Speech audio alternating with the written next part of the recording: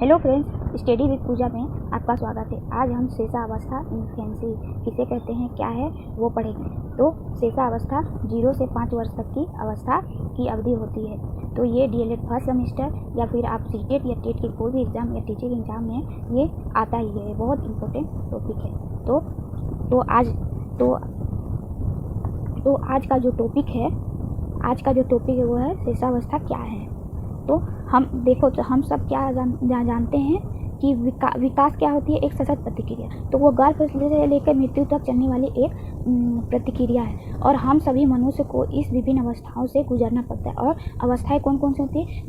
गर्भ अवस्थाएं, फिर शेषावस्थाएं, बाल्य अवस्थाएं, किशोरी अवस्थाएं और प्रौढ़ावस्थाएं। लेकिन इन सब में से शेषावस्थाएं, बाल्य अवस्थाएं और किशोरी अवस्थाएं ये बहुत इंपॉर्टेंट टॉपिक है, क्योंकि इन अवस्था में अगर बच्चे का सही से विकास करना है, उनके व्यवहार को सही से परिवर्तन करना है, या फिर उनके मतलब कि पॉजिटिव चीज़ हुए, इसलिए हम देखते हैं शेषावस्था क्या है, या फिर शेषावस्था का अर्थ मतलब मीनिंग ऑफ इन्फेंसी क्या होता है। चलिए देखते हैं। शेषावस्था, जिसे अंग्रेजी में इन्फेंसी कहा जाता है, लैटिन भाषा के शब्द इन्फेंट से बना हुआ है, जिसे इन का अर्थ है नहीं और फेंट का अर्थ है बोलना, अर्थात बोलने की आयु बालक। फिर देखते हैं, जन्म के बाद मानव विकास की प्रथम अवस्था है जो शेषावस्था है, वो मानव विकास की प्रथम अवस्था है।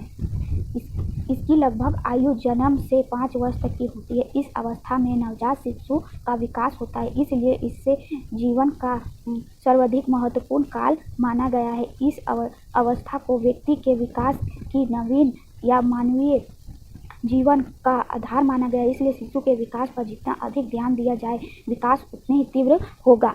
तो कहने का मतलब है कि जब बच्चा बोल नहीं पाता है, जैसे बच्चा बोल नहीं पाता है, तो उस स्टेज को हम लोग क्या कहते हैं?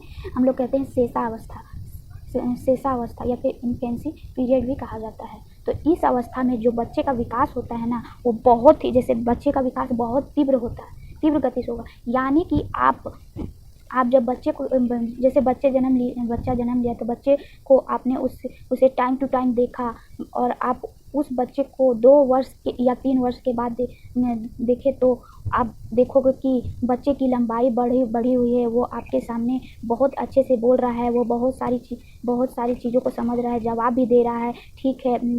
तो ये सारी चीज़ें धीरे धीरे वो बच्चा समझ रहा है, जवाब भी दे रहा है, ठीक जवाब भी दे रहा है। बच्चे के अंदर बहुत तेज़ी से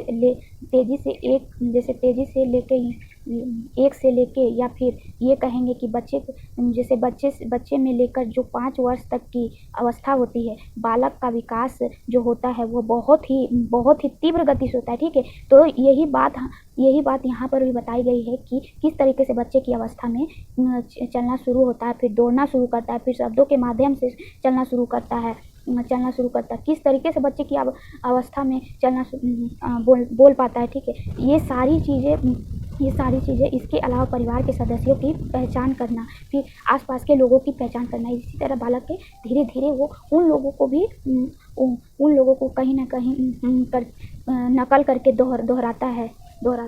तो इसी तरह बच्चे का विकास बहुत तीव्र गति से होता है। तो ये आज हम लोग शेषावस्था पढ़े। शेषावस्था का अर्थ क्या है?